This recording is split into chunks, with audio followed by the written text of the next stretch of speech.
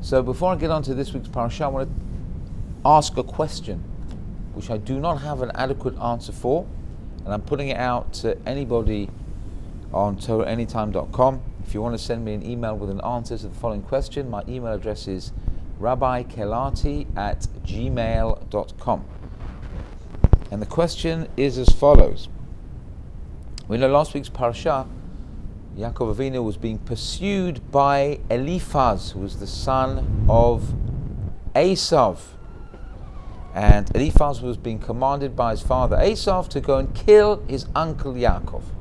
Okay, so Yaakov says, I don't think killing me is a very good idea, seeing as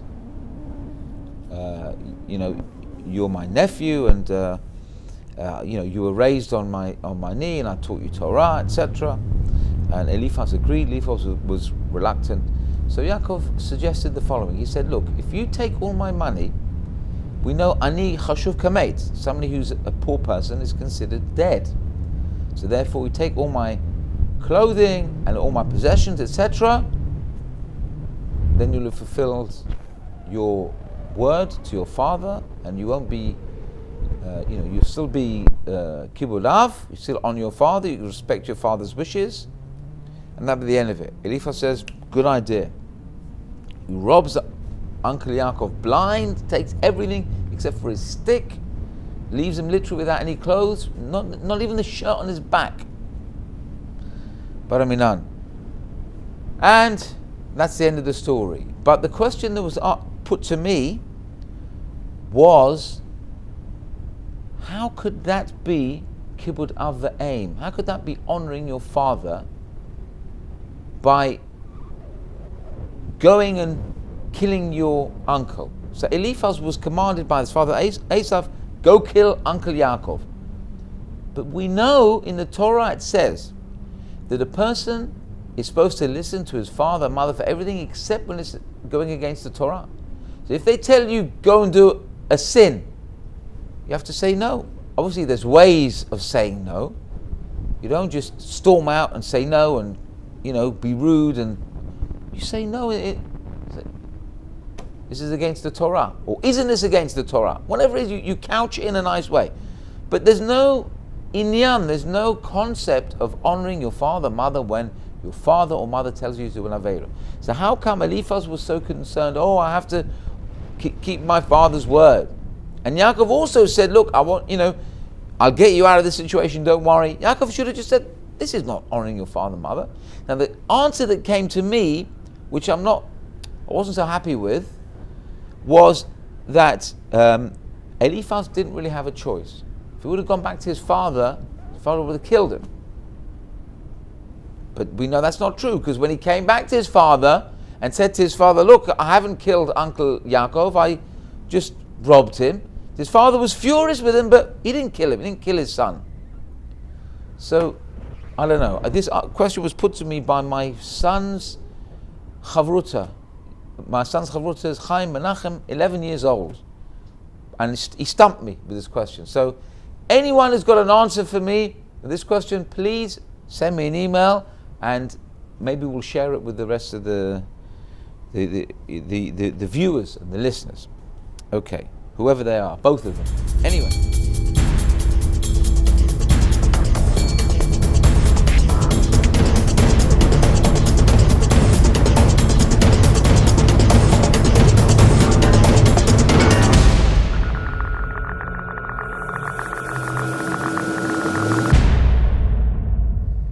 Right in the beginning of the parasha, first pasuk, Vayishlach Yaakov malachim lefanav el Esav achiv arza seir sedei Edom. So Yaakov sent messengers, and Rashi tells us these messengers were angels, malachim, spiritual messengers, to Esav, his brother, to the land of Seir. The land of Seir was where Esav used to live, with all the no-gooders in the mountains. Sedei Edom, the field of Edom, because Esav's name was also Edom. Edom means red.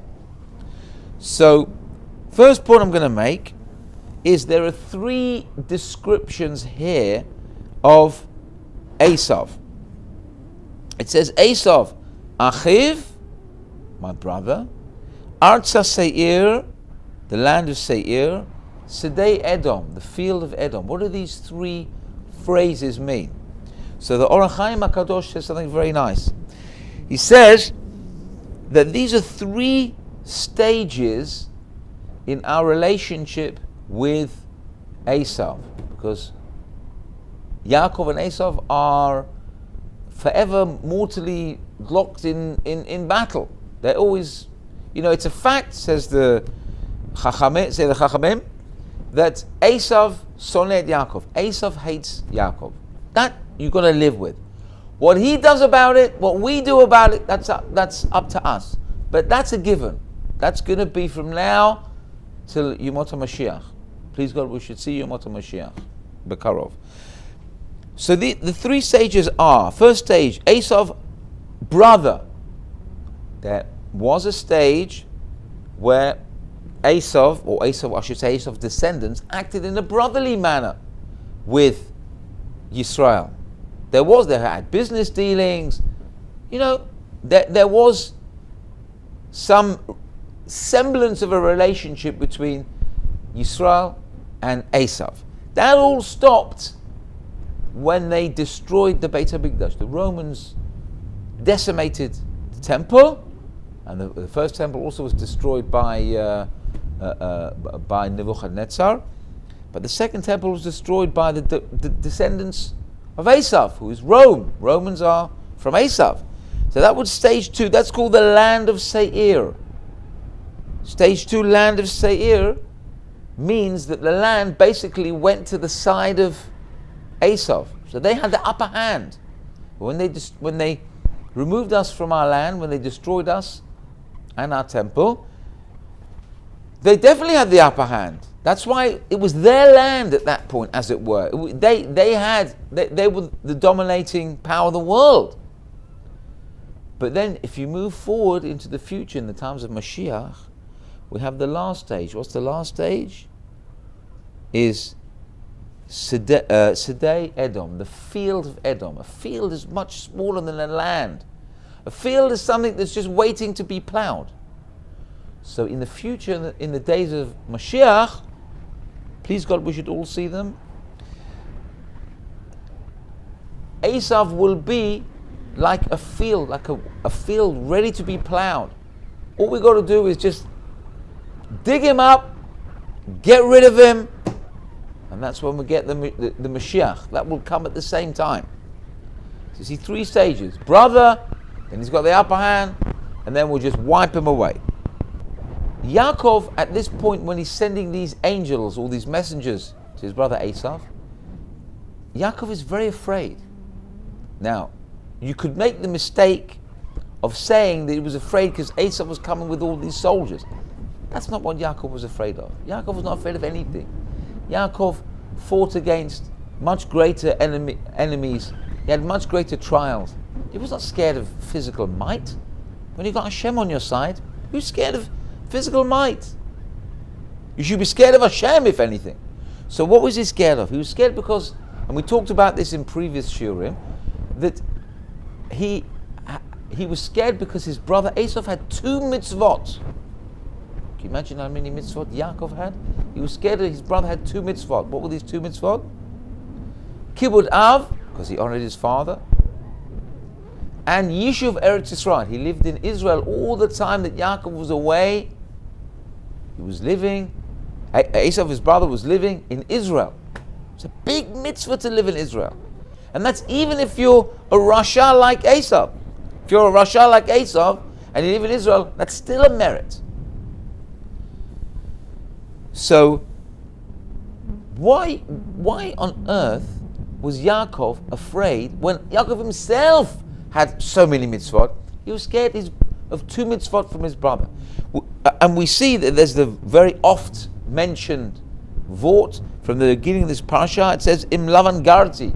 Everyone knows Jacob expressed to Esav that I live with Lavan and I'm still the same person. I'm still keeping myself wholesome. I'm still keeping mitzvot Torah.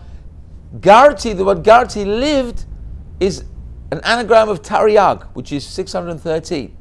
So Yaakov admitted, look, I kept 613 mitzvot, even when I'm living with a Rasha Marusha like Lavan, like a no good, a low life, like my father-in-law, like we said last week, Shver Zilla. So he's admitting he's got 613 mitzvot. So what's he worried? 2 mitzvot. What's 2 mitzvot when you got 613 on your side? So it was funny last week as well. Okay. So I'll tell you why. It's a very, very interesting point that comes out here. And I've said this before, but it's worth repeating it again. How come a human being has one mouth, one nose, but yet we've got 2 eyes? Now I'm not talking about the ears now. Ears, we need to hear in stereo maybe. But we've got one mouth, one nose, but 2 eyes. Why aren't we like the Cyclops? Cyclops has 1 eye in the middle of his head, according to the Greek mythology. Why do we need 2 eyes? Don't need to see in stereo. Yeah, and also, if you close 1 eye, I think I heard from an optician you can see have 90% vision with just 1 eye. So why do you need 2 eyes? So I tell you what I heard. 1 eye is to look out, and 1 eye is to look in. The eye that's meant to look out is the eye that is supposed to look out at other people, to judge other people favorably, to say, look, he looks like he's doing a sin, but I'm sure there's a reason why. And you think everything you think about him, you think of the best. And the eye that looks in at yourself is the one that's critical. You're supposed to criticize yourself. How can I do such a thing? That thing is why I did with such a low base, lowly Avera. How can I do such a thing? I'm a son of Avram, Yitzchak, and Yaakov. How can I debase myself? That's the eye that looks in. That's why we're given 2 eyes. So therefore, Yaakov used his eye and he looked out at his brother Esau. He saw Esau had 2 mitzvot that he never had. He couldn't do kibbud av because he was away from his father. He couldn't live in his Eretz Yisrael. He was away. Esau trumped him with these 2 mitzvot. So he didn't think, I've got 613. At least I've got 611 more than you. That's not what he thought. He looked at his brother's good deeds and he said, he humbled himself before his brother. So forget about the 613 that I've got, but I'm looking at you, you've got 2. Now I feel so low and so humbled before you, is what he was saying to his brother Esau. And an amazing thing comes out here. Because we need to train ourselves to look at other people and look at what they have, and especially if the good things that they are doing are what we are not doing. Focus on those things and humble yourself. This is what it says in the Igeret HaRamban, because the Ramban says, look at the good qualities that other people have and feel humble. Don't look at yourself. I'm such a great guy. I keep every mitzvah. Look out and look at what other people have, and it will be twofold benefit for you. 1, you'll think better of them, and 2, you'll feel it's like it's inspirational for you. You'll feel you want to be like them. You've got something to look up to, and it'll forge a better relationship between you and the other person. So the other person might be a complete rasha, but he's got 1 or 2 redeeming facets, redeeming qualities. And don't tell me you found somebody who's the biggest rasha in the world. The guy who cheated me, he's a rasha. Okay, he's a rasha. Yeah, he's got nothing good about him. He breaks all of the mitzvot. Or is it just you haven't looked hard enough? Or you convinced yourself, and whatever happens to convince you otherwise, you're stuck in the knowledge, or you've fooled yourself thinking he's a rasha. Nothing he can do can change my mind. He cheated me in business, he must be a rasha. So he gives to tzedakah, and he helps poor people, and he visits sick people in hospital, and he does other mitzvot. Okay, so he wasn't so nice to you. No, he's a Rasha. Why are you painting him like that? Look at his good qualities and let that be something that will humble yourself before him. And then you might feel differently about that person. And I've got a great story. I'm not going to tell it now, later in the shir, so you'll have to keep listening, and you'll see a beautiful story demonstrating this exact point. So we already said that Yaakov said, Im Lavan Garti. I lived with Lavan and I kept all 613 mitzvot. Now, what was the word that we said that was flipped around to spell the word Taryag? The word was Garti, means I lived. So, I mentioned this point 2 years ago, and it was something that was told to me by one of my Talmidot, who I was teaching for a long time, and she told me this thing, and it's an incredible thing. And she said, why, of all the words in the Torah, why was the word Garti picked? There must be a reason. I'm sure there are many words which you could have a gematria, or maybe even the same letters, and it would spell out, or would have the numerical value of 613. Why pick this word Garti? Garti means I lived. So this lady, I'll mention her by name, because it's good to mention by name, Mrs. Rosie Tepper. She said to me, the word Garti means lived. It means when you want to keep the 613 mitzvot, it's no good just keeping them superficially. You have to live them. Garti means I'm living here. This is where I reside.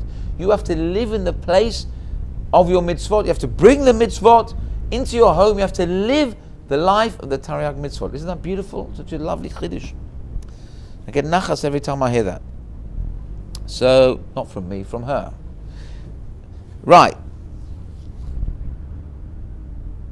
Now, there's another point we have from this pasuk, Im Lavan Garti. Let's find it first of all. Let's see. Im Lavan Garti. Well, we need Alex here today to find this pasuk. Im Lavan Garti. Okay. Im Lavan Garti. Where is it? Ve'echar ad ata. So what happened? He said, I lived with Lavan. Ko'amar avdecha Yaakov im Lavan Garti ve'echar ad ata. Ve'hi li shor ve'chomor tzon ve'evev ve'shecha ve'shlecha lagid. So basically he said, I lived with Lavan and I kept the 613 mitzvot and I didn't learn from his ways. That's what we're told about Yaakov Avinu. I kept 613 and I didn't learn from his ways.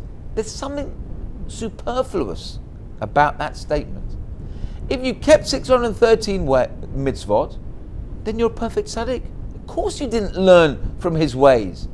It's like saying, I kept 630 mitzvot and I didn't learn to be a rasha or a ramai, like a cheater. Of course you kept 630 mitzvot, that's what you have to do. What do you add? What extra are you adding by saying, I didn't learn, and I didn't learn from his ways? So, I'll tell you a story. Stories like this. I read this story, it's a true story, it's a little bit of an amusing story. There was once a fellow who went and parked his car somewhere in one of the streets in America. When he parked his car in this particular road, there was no car in front or behind him.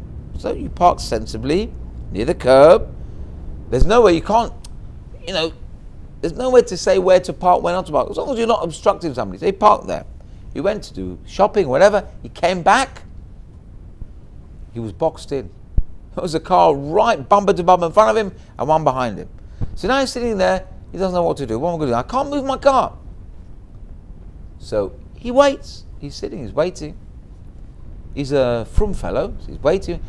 Then he sees another fellow coming back to the car in front of him. He thinks, oh, Baruch Hashem. Okay, the fellow gets into the car. And now this fellow who's boxed in is waiting for the guy in front to drive off. You get in your car, you put the key in the ignition, and you go. How long is that going to take? So the fellow boxed in is sitting waiting. Meanwhile, the guy gets into the car in front, pulls out a newspaper, starts reading. Turns the page after 10 minutes reading. This guy, poor guy in the middle, he thinks, what can I do? Now, admittedly, he said what he did next wasn't 100% the correct thing to do. What he should have done is he would have opened the door, gone out to the guy in front and said, "Excuse me, I'm sorry to disturb you. Would you mind just moving the car forward a little bit so that I can get out?" And that would have been it. What did he do? He sat there and he gave a little beep, beep, beep on the horn of his car to beep the guy in front of him. So what happened? Just a little tiny beep. The guy in front opens his door, storms up to him, and starts shouting at him and using words which would never come out of a person's mouth, and berating him, and this and that and the other. Meanwhile, the fellow said, "Look, I'm so really sorry. I just wanted you to move a little bit forward." He said, "No, how dare you beep at me and beep this and beep that."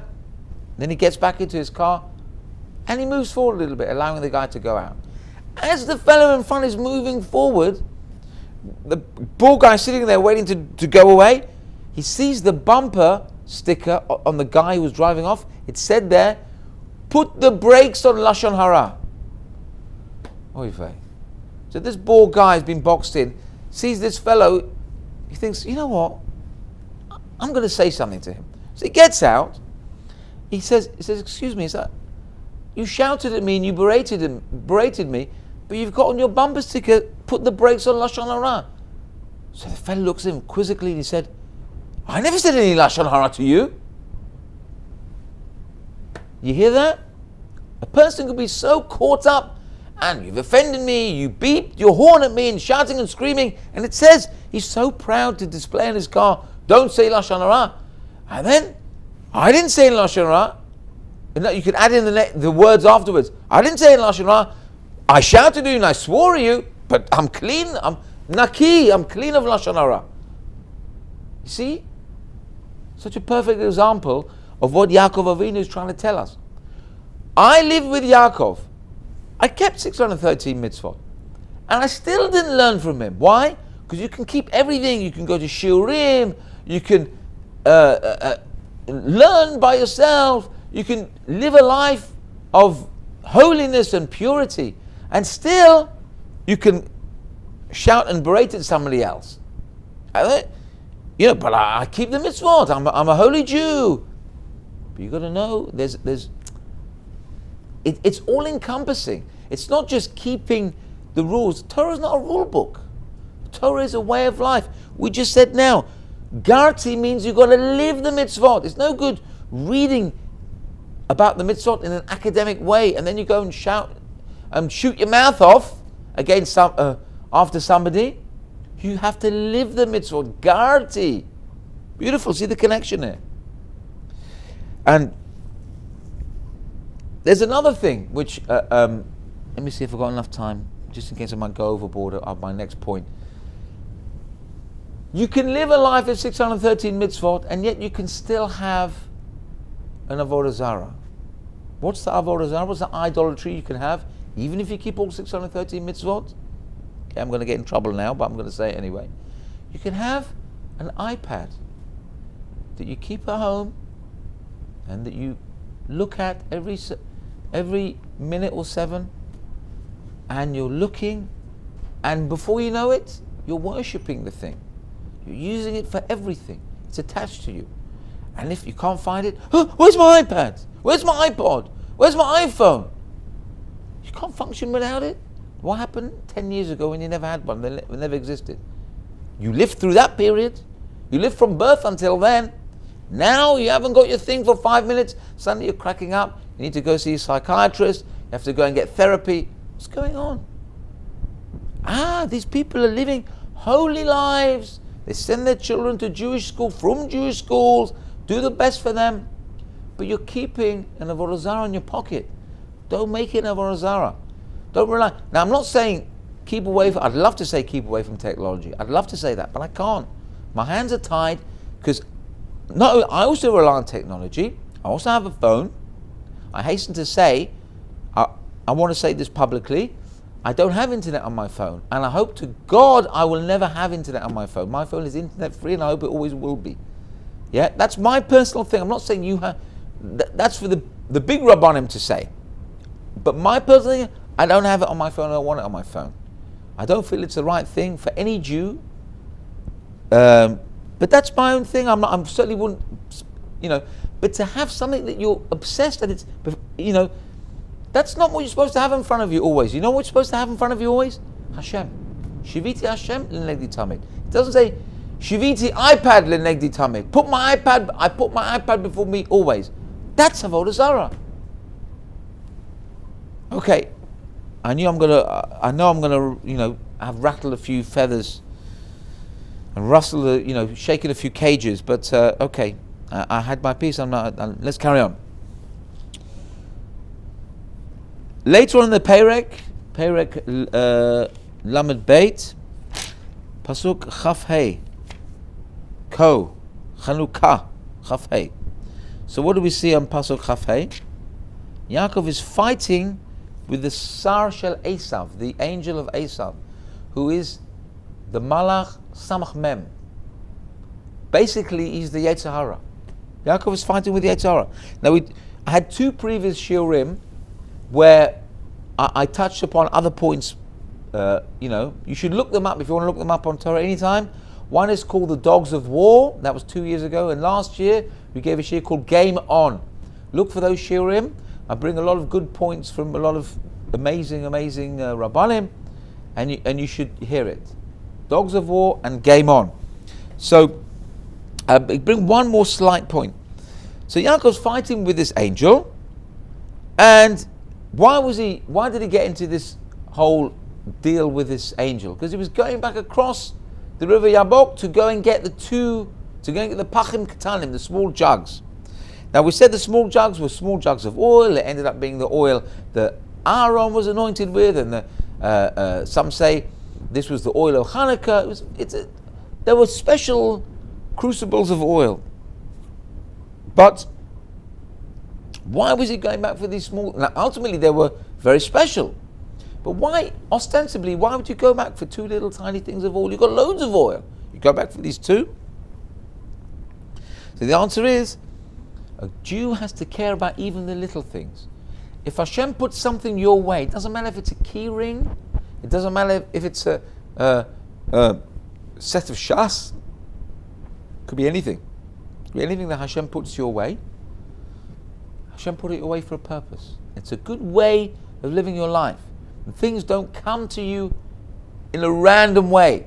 So you have acquired a little, 1 or 2 or 3 little jugs of oil, little tiny. I imagine them as being probably wrong for it, but the little tiny pots of honey you go on Rosh Hashanah, tiny little things, about this big, like the tiny.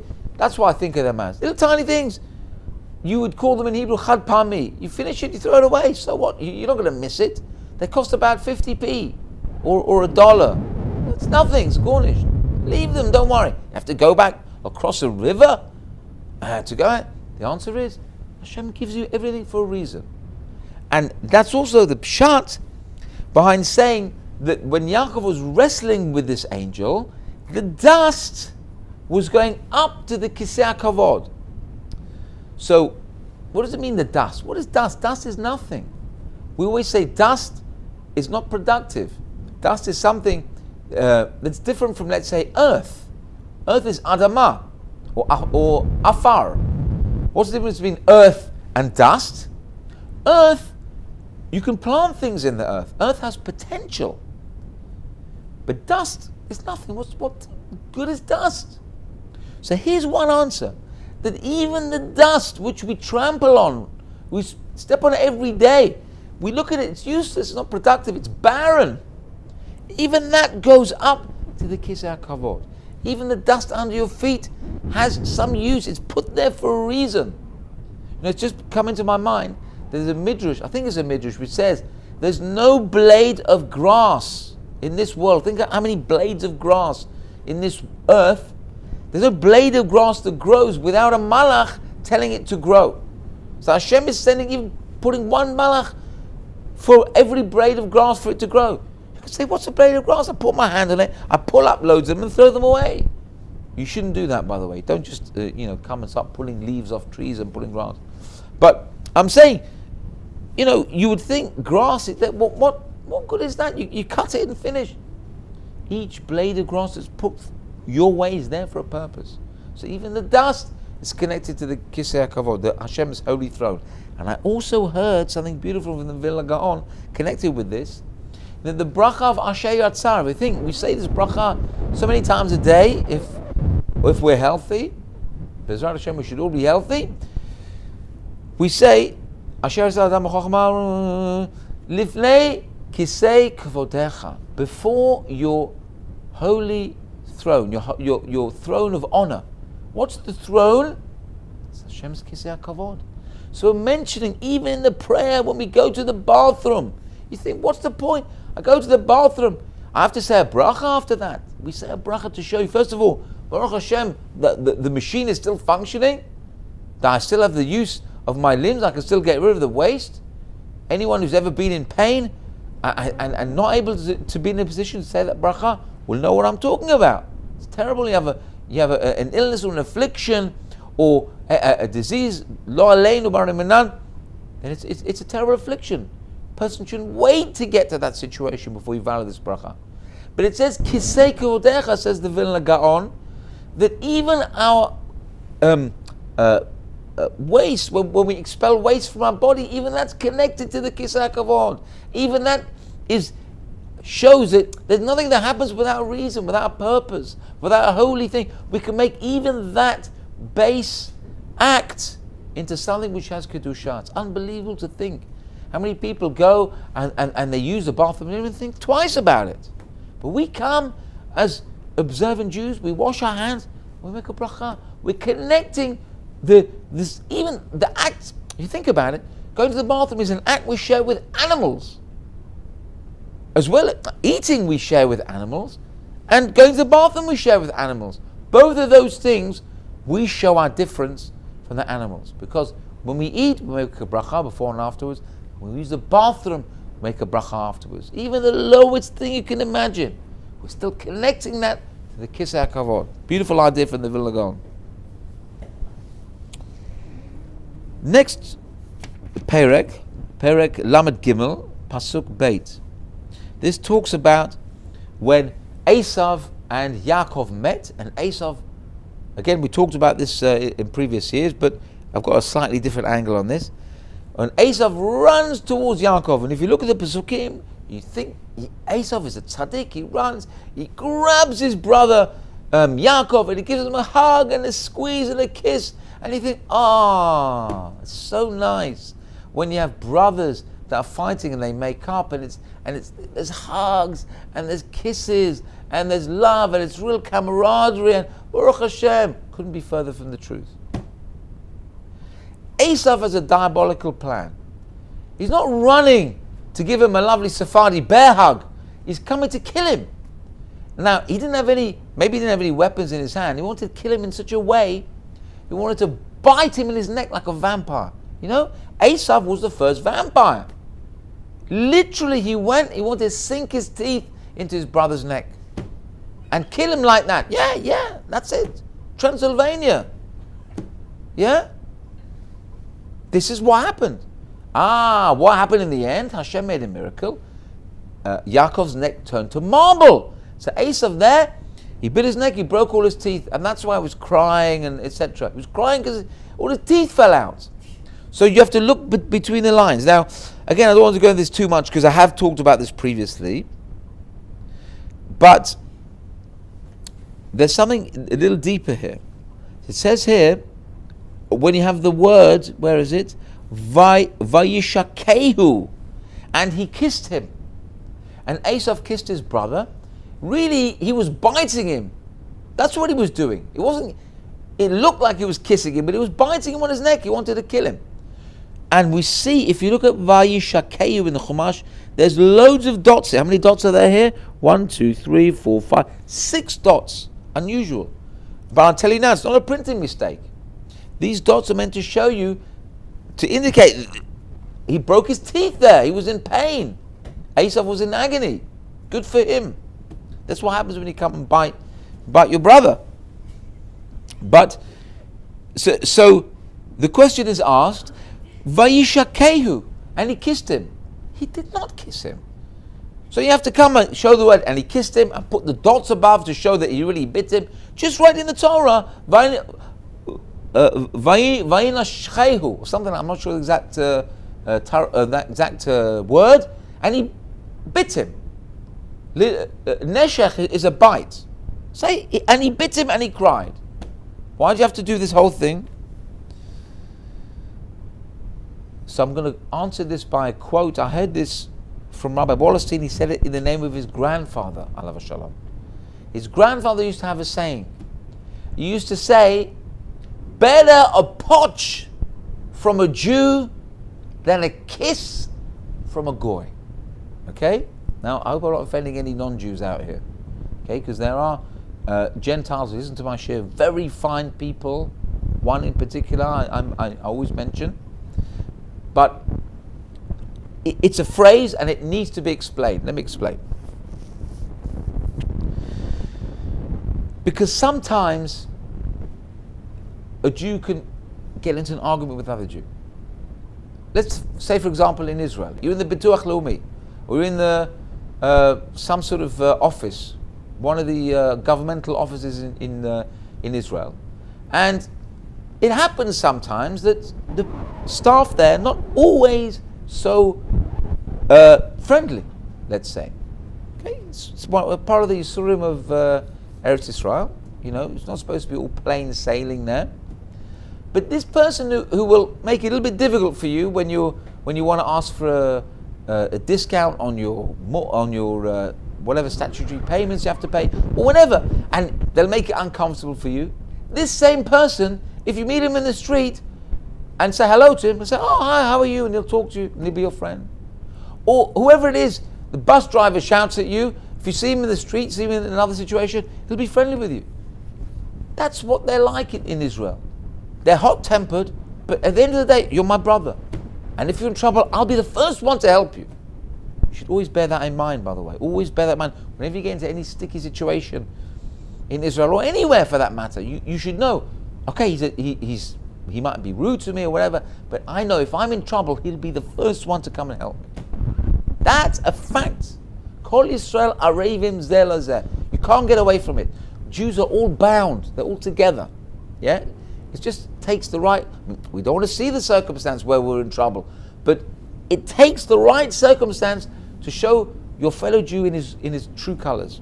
And I mean that with all good intention. So, the point I'm trying to bring out is that whereas a Jew can give you a potch, he's still your brother. But a non-Jew, if he gives you a kiss, it might be genuine. I'm not saying it's always not genuine. If he gives you a kiss, more often than not, there may be sinister intentions there. What does he want from you? So Esav says the pasuk, we're going to show that he kissed his brother, to show that a kiss can also be damaging. Here we put the dots to say it's a kiss, but you know there was something behind that kiss. You have to read between the lines. If you look behind the lines, you're going to see it wasn't so simple. It wasn't a regular kiss. So sometimes when Esav puts his hand, I'm going to say Esav, I'm not going to say Goyim. I'm going to say Esav, because Esav is who hates Yaakov. Not all Goyim hate Jews, definitely not. Okay? But Esav, when he puts his arm around you and says, come with me. I want to show you a good time. Come with me. We'll have a great time. We'll go to the disco. We'll go and have a drink at the bar. We'll go and have 1 or 2 or 9 or 10, and then we'll go do a few drugs, and then we'll go and get into something even worse. Or everything done there with his arm around you. He wants to show you good time, because of course your parents never looked after you. They were never good to you. I'm going to show you a good time. I'm going to show you everything that your family and your friends never gave you. Come with me, I'll show you. And before you know it, you're lulled into this full sense of security, and you're way off. You're living in the world of Esav. Unfortunately, there are many Jews who live in that world of Esav. All over the world, they've been seduced by the kiss of Esav, by the arm, the hug of Esav, which is not so simple, because it always leads to something which is, at first it'll be nishkan glat, it won't be so kosher. It won't have the hechsher on it. It's got all kosher ingredients, and before that, you'll be eating, what do they call it in England? They call it non-offensive cuisine. That's another word for treif. They call it non-offensive. It means, no, we'd never serve you pork. We'll serve you chicken that's from Sainsbury's or Tesco's. And we'll serve you beef that's from Dewhurst or whatever non-kosher butcher. Oh, we'd never serve you crab? That's offensive already. So, chicken that's treif, it's not offensive to me. It's extremely offensive to me. And I hope I never have to eat it. But that's what they call non-offensive. And then through the non-offensive comes mamish, the glut treif, the seafood, and everything that you've got no excuse for eating that type of thing. That's why the Torah says, Vayishakehu, and he kissed him. Because it looks like a beautiful, you read the Torah in its simple form, it's so beautiful, so touchy-feely, so nice. And the brothers, it's a romantic comedy and everything's so nice.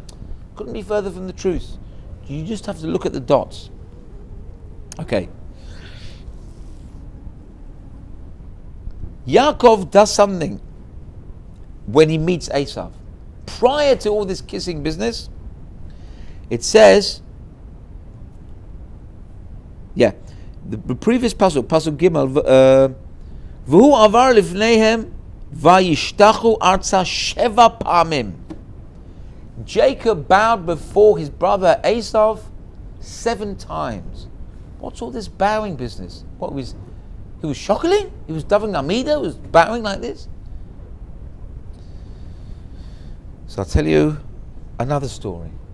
There's Kabbalistic reasons behind it. I'm not going to go into that now. But we won't go into all the deep reasons. I'm going to give you one story which will explain. There was a story told by Rav Yosef Chaim Sonnenfeld, who was the Rav of Yerushalayim, I think about 100 years ago, 150 years ago, something like that. He told a story about a certain Jew who was a moser. What's a moser? A moser is somebody who is an informant. He comes and informs on his fellow Jews. He basically, for his own selfish motivation, he shops the other Jews, other people. He basically gets them into trouble, and the moser himself will benefit from it. Basically, he's a no-gooder. He's an informant. I can't think of a better way of describing him. So there was this informant who caused a lot of trouble for the Jewish community. And this informant, would you believe, insisted on having a good seat in the synagogue, like a pole position seat, a position of let's say, prominence, where everyone could see him and, near the rabbi. Well, what could you do? That was how it worked out. I don't know whether the rabbi at the time made a fuss or he was nervous or whatever. The rabbi of the shul left, and he was replaced by another rabbi who was a bit more of a Baal Tokef, a bit more stronger in his conviction. What did this rabbi do? When this fellow, the moser, was being called up to the Torah on Shabbat morning, they gave him an aliyah to the Torah. The rabbi got up and he said, "How dare you go and get an aliyah? You shouldn't be here. You've caused so much trouble for your fellow Jews. You should leave the synagogue." Right? The rabbi did what he did. And the fellow was incensed. This moser was incensed. And he went out the shul, we went up to the rabbi and he said, "I'm going to get you back. I'm going to make sure you're going to suffer." And he ran away. Okay, the rabbi wasn't fazed. The rabbi did what he had to do. This fellow caused a lot of pain, a lot of misery for his fellow Jews. Whatever. Time passes, and the rabbi's on a journey on a wagon or carriage, whatever. And as they're going, they see coming towards him is this moser, this informant coming in the. And now the rabbi is looking at this fellow, and the moser is looking at him. They're exchanging looks. Nobody knows what happened. And the people who are with the rabbi are getting very scared now. They think, "Oh no, now this informant is going to come out, is going to cause trouble, who knows what he's got up his sleeve." As the two carriages are coming closer to each other, the moser, the informant, jumps off the carriage, runs up to the rabbi and says, Rabbi, please forgive me. Everyone's with the rabbi is shocked. Please forgive me, I should never have done what I did. The rabbi says, okay, don't worry, I forgive you. And I'm sure the rabbi gave him a whole a way of doing teshuvah for what he'd done. But the people with the rabbi, after this incident had finished, they came to the rabbi and said, Rabbi, how come he ran up to you and he completely changed his tune? We thought he was going to hit you or strike you or, say something bad to you. How come he begged for forgiveness? The rabbi said, I'll tell you why. So when I saw this fellow coming towards me, I looked at him, I thought to myself, Nebuch, this poor guy. Whatever he did. But who knows, maybe he's from a family that he was from a broken home. Maybe he was never brought up with the midot of, that every Jew should have. Maybe he had certain disadvantages in life. So whatever path his life took him, Nebuch, poor fellow. So I started feeling sorry for him. I started changing my attitude towards him and feeling, this poor fellow, I feel so bad for him. And by the time he got to me, whatever feelings I had from my heart must have gone into his heart and softened his heart. And that's why he felt the way he did. And this story, says Rav Yosef Chaim Sonnenfeld, shows why Yaakov bowed before his brother Esau. He wasn't just bowing because he was davening. But when you bow, it's your mashpil, your shval, you're lowering yourself. Yaakov lowered himself and he humbled himself and he said, he's my brother at the end of the day. Whatever he did. But let's feel sorry for him. Let's feel some, he was working on himself to feel some sympathy and some empathy towards his brother. And that's what a person has to train himself to do. Like we mentioned before, you shouldn't just, when you see somebody do something bad, don't shoot from the hip and immediately go for him. Don't, be like the fellow who sends the horrible, nasty email when he feels wronged. Straight away you have a knee-jerk reaction and you type a very nasty email with lots of capital letters and lots of exclamation marks and whatever, and no smileys and no X's, whatever, if you're writing as a girl to another girl, not from a girl to a boy, boy to girl. But anyway, don't have that knee-jerk reaction. Think of the person in a favorable light. Think of their positive qualities. Like indeed Yaakov showed us before. Esau had 2 mitzvot that Yaakov did not have. And that was enough to already make Yaakov feel humble towards his brother. Now, the people that we're interacting with in our day and age, Jews or non-Jews, I cannot imagine any of them to be anywhere near as bad as Esau. They're not, multiple serial killers and serial rapists and idolaters all in one, like Esau. That's what Esau was. Let's make no bones about it. He was like this when he was 15 years old. And he was like this till the day he died, or rather, till the day he was killed.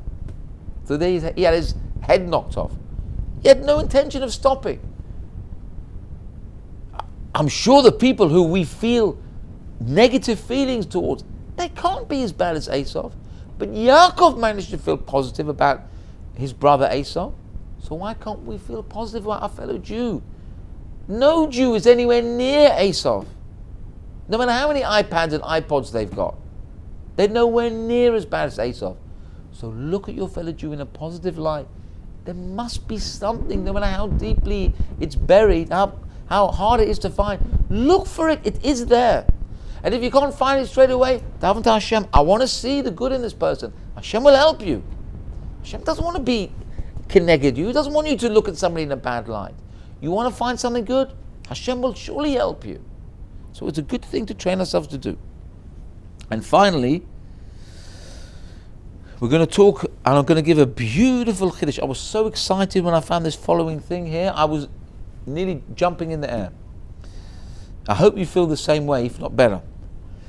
In the next Perek Lamed Dalet, Pasuk Chafei, we talk about the 2 sons of Yaakov, who were Shimon and Levi. What did Shimon and Levi do? Shimon and Levi were outraged that their sister Dinah had been raped by Shechem ben Hamor, and they decided, there's a lot of midrashim and commentaries about this particular incident. They decided to take their swords and go and kill every single member of the city of Shechem. Remember that first Shimon and Levi demanded that all the residents of Shechem be circumcised, and then on the third day after the circumcision, when they're at their weakest, Shimon and Levi came with swords and whatever, and they killed every single last one person in Shechem, bar, I think, about 5 or 10 people who ran away to go and tell the tale, who escaped. I think maybe 10 people. But Shechem was killed and his father was killed. So now, Yaakov Avinu, when he hears about it, he gives his 2 sons a telling off. Why did you do this? Now you put the whole family in danger. How could you take the law in your own hands? Okay, the commentaries talk that the people in Shechem were chayv mitah, they had the death sentence on them because they were all complicit in the rape of Dinah, etc. There's a lot of, really, if you look into it, there's so much about this particular incident. But if you go forward into Parashat Vayechi, it was the last parsha in the book of Genesis, book of Bereshit, you'll see in Perek Mem Tet Pasuk Zayin, you'll see there that Yaakov he calls in all the tribes. He wants to get blessed or whatever, or to rebuke all the tribes. And what does he say to Shimon and Levi? He gives them a right going over. Look, let's find it. That's the best way. If I tell you over, you'll see exactly what he said. Pasuk, where is it? Pasuk Zayin. Here we go. Arur apam ki az ve'evratam ki kashata achalkem beYaakov va'afitzem b'Yisrael. How do you translate that? Cursed is their rage because it's intense and the anger is harsh. I'm going to separate them within Yaakov and I will disperse them in Israel. He gave them what for right between the eyes. By the way, I should tell you, he didn't curse them, he cursed their anger. Yaakov, by the way, parenthetically, Yaakov is telling us, when you're angry with somebody, don't curse them. You curse the midah that they have, the characteristic that took them to that place, to make them do that action. You never curse the person. The person is a Jew. The person is whoever he is. You don't curse the person, you curse the action. And he cursed their anger. But there's something deeper here. You know what Rashi says there? Rashi says there that he wasn't just cursing their anger, he was actually giving them advice. You know what he was telling them? I couldn't believe it when I saw this. He was telling them, you are people who are murderers. You murdered for your sister. You went out and whatever it is, you killed her. You know what you should do? You should become the teachers of Klal Yisrael. Imagine such a thing. Imagine if you know somebody who committed a terrible crime and he said to me, you know what? I've got very good remedial therapy for you. I've got community service for you. If you've killed somebody, come, let's put you in a Beis Yaakov and you can go and teach. Let's make you a rabbi. What type of thing is this? It boggles the mind. And you think, how could you ever find an answer to this Rashi? How could you ever say two people, and remember, by the way, they weren't men at the time, they weren't fully grown men at the time. Would you believe it, both of them at the time were 13 years old. Bar mitzvah boys. Bar mitzvah boys with swords, killing everybody. So how could you ever, what type of advice is this? You kill people, it's very bad. Come, I've got 2 positions for you in the local Beis Yaakov. Come. You start on Monday. Yeah, with the inset day. Come, inset day for 1 week and then come and teach all the Jewish kinderlach. It doesn't make sense at all. Listen to this genius answer from Rav Yaakov Kamenetsky. Yaakov Avinu, and it takes a Yaakov Avinu to have this tremendous insight. Yaakov Avinu looked at his sons. He cursed their anger, but he pushed the anger away. He looked beyond the anger. He looked at these two boys, his two sons, his second and third born sons. And he said, you know, why did my boys do such a thing? It was wrong. Killing people. They were Chayiv Mitzah, whatever. They killed the whole town. Why did they do that? They did it to avenge their sister's honor. Their sister was raped, and we're going to sit here and do nothing? We're going to be passive? No, we avenge. We fight. We want to guard the honor. We want to put ourselves on the line. They didn't know they were going to survive. They went in there. For them, it was a kamikaze mission. We're going to kill the city or die trying. That was what they thought. They went out there full with knowledge. We're going to go. If we get killed, so be it. But our sister gets raped. Our sister gets shamed. No way. And by the way, there were 2 brothers. What about the other 10 brothers? The other 10 brothers, of course they were outraged, but they didn't do anything. The 2 brothers who did something were Shimon and Levi. So Yaakov looked at those brothers and he said, I see something with all this killing and with all this vendetta, vengeance mission, even though, of course, there were the people who committed this crime and were complicit with this crime were Chayiv Mitzah. Beyond that, Yaakov saw in his 2 sons the characteristic of somebody or 2 boys who stood up and put themselves on the line for their sister. What does that show? You put yourself on the line for somebody else, and you at all cost you want to save the honor of your sister. That's the type of person who needs to be the teacher in Klal Yisrael.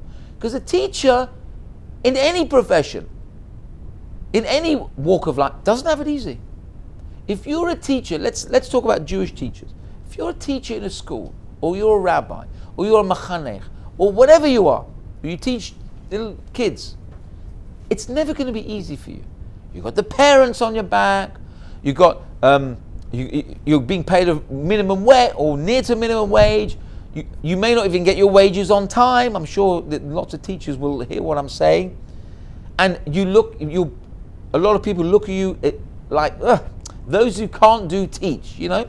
Teaching is a very lowly job. That's what people think of teachers these days. By the way, we need to reverse this thinking. Teachers should be the highest paid job. Why? Lawyers get so much money because lawyers work and teachers don't work. Oh, teachers, they have so many weeks holiday a year. Yeah, that's right. And on the holiday, they're sitting on the beach. First of all, they can't afford to go to the beach. Second of all, they're preparing all their coursework for the next term. People think teachers have got it easy. All they do, they work till whatever it's 4 o'clock, they go home, and then they go sit in the bath for 3 hours. That's not what it's like. So many teachers I know, they work weekends, they work Sunday. So many rabbanim, they give private shiurim for the kids on Friday night. They should be with their families. They're giving shiurim to their kids to keep them up to speed. Being a teacher is mamash. It's moser nefesh. You're giving your soul. You're giving so much more than people ascribe to you. People think you're nothing, and you're giving everything. You're working so much harder than keneged the money that you're getting. The minimum wage or the minimal wage that you're getting is a pittance for what you're doing as a teacher. And this is what Yaakov was telling his sons. You want to put yourself on the line for your sister, then in the future you will put yourselves on the line for your fellow Jews, for to teach your children, teach other people's children. You will be the ones who will put yourselves on the line. Such a beautiful idea. And while the other brothers, of course, they felt outrage about their sister, but they didn't do anything. These were the 2 who got up and said, Ani lo mevater, I will not forego. I will go out and do something about it. It's just occurred to me, who was the tribe in the desert who Moshe Rabbeinu called out to all the Jews? Mi Lashem Elai. Who's going to come out and stand? We're all outraged about the golden calf. Everyone was outraged except for the people who perpetrated it. I'm sure Zevulun and Naphtali and Gad were all upset. Oy vey, how could they worship the gold calf? Who was the tribe who got up and said, we're going to do something about it? That was Levi. The same fellow here, the same head of the tribe of Levi. Levi himself came in and he stood up for his sister. So Bezrat Hashem, all of us should learn this invaluable lesson that Rav Yaakov Kamenetsky is teaching us here about Levi and Shimon, that we should all put ourselves out for our fellow Jew. It's not enough to be an Ohev Shalom, to love peace, and to sit on your backside in front of the TV saying, I love my fellow Jew. That's good, but that's only part one. You're missing the all-important part two. You're missing the Rodef Shalom. You have to go out and be proactive about it. It's natural for us Jews to feel empathy for our fellow Jew, but what are you doing about it? Why are the hospitals so empty of visitors? Why are there people, 70, 80-year-old Nebuch's grandmothers and grandfathers who are lying in hospital, Nebuch suffering, and day in, day out, they're by themselves. All they see is the nurses and the doctors, and nobody's visiting them. Why are the people visiting these people? They're human beings as well. Oh, we love the idea of it. It's so nice, and we feel so good when we hear about Bikur Cholim, but then we turn on the iPad and we switched off. It's about time we go out and we take the empathy and we put it into action. Yiratzon, all of us will take this message that Rav Yaakov Kamenetsky is teaching us from our Holy Torah and go out and be proactive and chase those mitzvot and do those mitzvot that we all love. We put them into action, and before we know it, we'll be we'll be dancing in the holy Rikud, the holy dance around Mashiach Tzidkenu with Eloi with the Beit Shishi, the Bin Ariel. May it come on our time, Techav and Miyad. Amen. Thank you for coming. Thank you for listening.